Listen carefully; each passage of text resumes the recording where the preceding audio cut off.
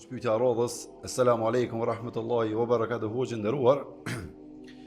E fillimin e vitit të ri, paratë që i kishim bashkë me babajnë dhe vëllain e vogël i kemi nda. Zekatën e viteve të tjera e ka paguar babai për të gjithë.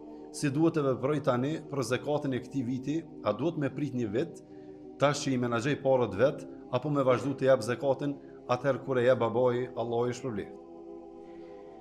Wa alaikum assalam wa rahmatullahi wa barakatuh. Allah inshallah shpërblen edhe babën e juve për kujdesin për nxjerrjen e zakatit.